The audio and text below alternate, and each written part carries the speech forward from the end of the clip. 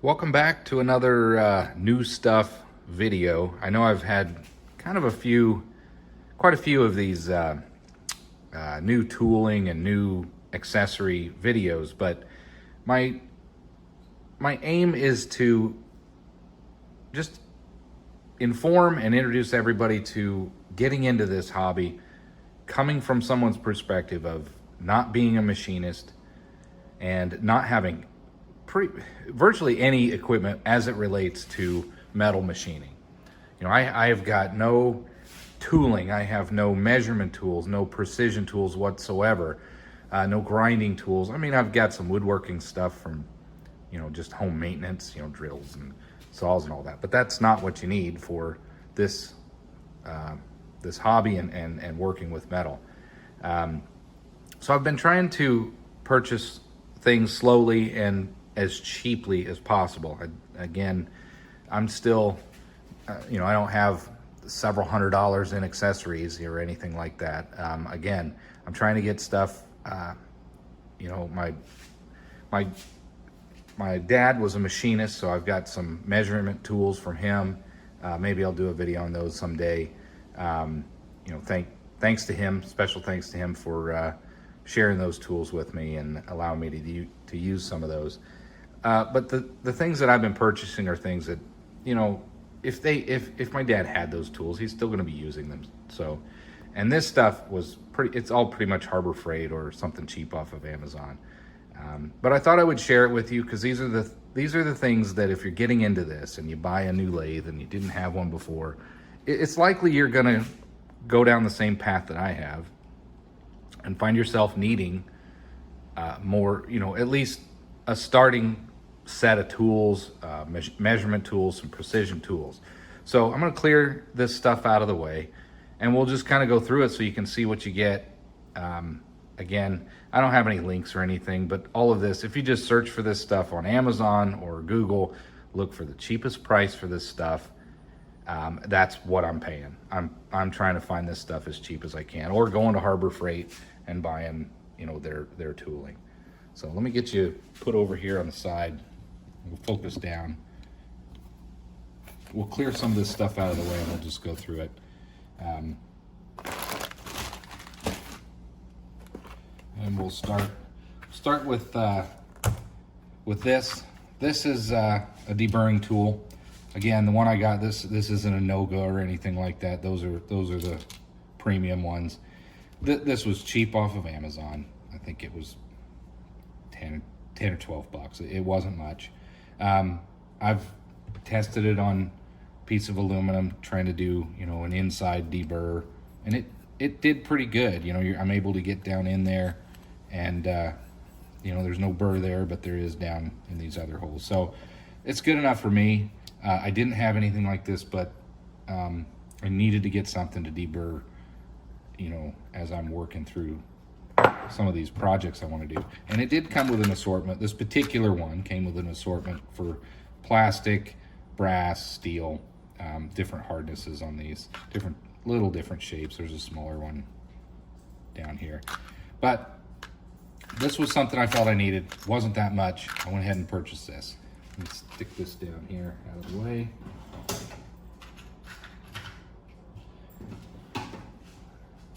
Another thing I got, and I only got this isn't necessary. This isn't something you'll find yourself needing, an essential item. But Harbor Freight had some clearance, I don't know, some special. It was 12 bucks, and I don't have any die grinders, and I thought this is going to come in handy if I am working on some thicker material or I need to cut a special shape on the lathe or in the material. I went ahead and purchased this, and it is what it is, right? You get a die grinder. I have an air compressor already, so I'll be able to hook into this. It comes with, I believe that would be an adapter, I think, for smaller 1/8 inch size. It would be, I think it'll take a 1/4 or 1/8 inch tooling.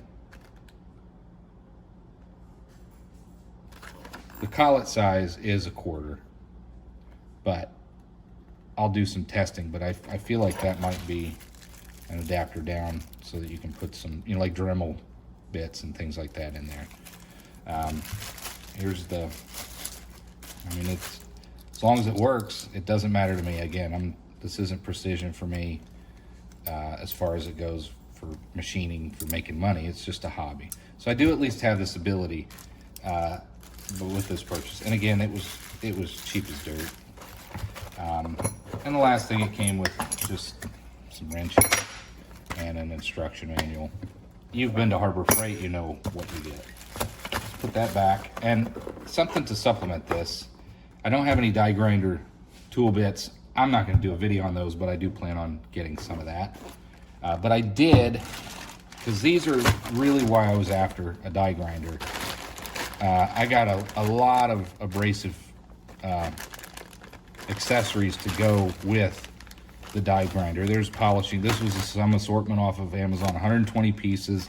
It has, you know, it's got the face on it that will go on the die grinder so that I can attach all of these different parts. You know, there's a 1/4 inch shaft, and then all of these have a threaded insert that just screw into that. So there's some really aggressive abrasives all the way down to some polishing. I really think this will come in handy as I'm working on different tooling. I don't really see the need. I mean, you see what you get. Look on Amazon if it's something you're interested in. So that's for the die grinder. This one's pretty obvious. Scotch brake pads. You know, when you're working on things, I'm not even gonna mess with that. I got the cheapest pack I could find on Amazon. I went with the standard green ones, 20 pack, and that'll help.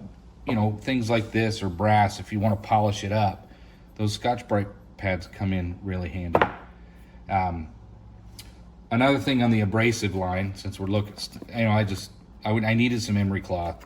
I didn't have any emery paper or emery strips. So I found a pack. They have them on Amazon where you can get 4, 5, 6 or more. I thought this was a really decent variety of grits, you know, down to a pretty, you know, 600 grits, fairly fine for metal. 150 should kind of reduce the material a little quicker if you need. So I went ahead and purchased that. Thought that's going to come in handy. And finally, the biggest thing that I got for an upgrade is a dial indicator. I'm excited about using this because I want to see what the run out is on the drill chuck or the lathe chuck, and just see how accurate this machine came from Vevor or from the factory, whoever made the thing. Let's see what you get in the box. Harbor Freight, again, another $12. It was not 30, 40, 50. You get into the name brand stuff, you can pay a lot of money for this stuff. Just want to get something started. You can get into this hobby pretty reasonably if you just look around, find some bargains, and just understand what you're getting. You know, you're not buying the most expensive stuff. But here's what you get.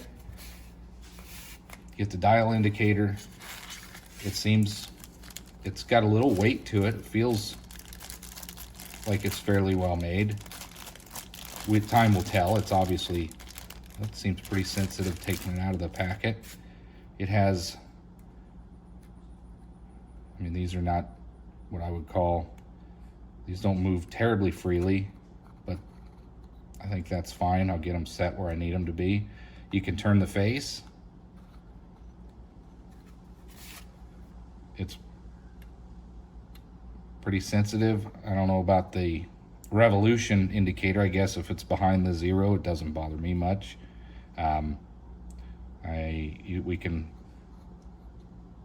It's got some adjustments in there. Came with a little bit of a little manual. Let me get stuck down in there. Came with a little manual or warranty. I would not call that manual. There is no manual. Didn't come with that. So you need to figure out how to use it yourself. That's fine. There's some adjustments on here. but I'll work with that. And the final thing that's new that I purchased, if I'm gonna have a dial indicator, you can't very well just mount this thing. You can't just set it on the lathe. This has to be fixed.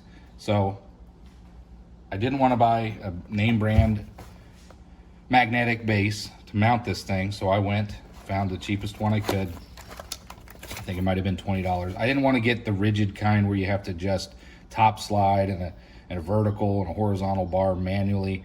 I wanted to get one where you could tighten one nut and put it in any position you want and tighten it down. So this is the one I chose. Haven't opened it. Let's see what it turns out to be. There's what I got. Let's see, it's got some weight to it. Of course, there's a magnetic base on there. You got an on-off. Let's see if we loosen this up. You can get it in about any position, tighten it up, and that's what I was wanting. I should be able to get that dialed in pretty well to whatever I need to measure. And then as far as mounting, if you're curious, you kind of wonder, you see this loop on the back, this hole, you're like, how do I mount that thing? Well, it mounts on the shaft of the tool. So if we get this kind of loosen that up a little bit, and you slide this down in here, well, this one might require a little bit of persuasion, because this does not fit in there as I expected. It's quite a bit bigger. So I'm gonna have to do something, figure out how to get that. I probably will spread this apart. Hopefully it doesn't break. We'll find out.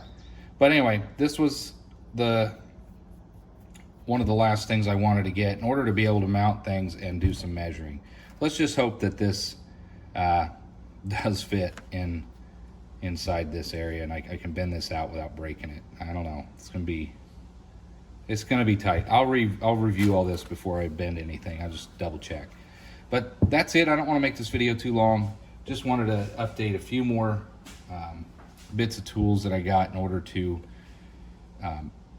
check the run out on the lathe and have some additional tools to polish up materials and some things that you might find yourself wanting to purchase should you decide to get into this hobby as well.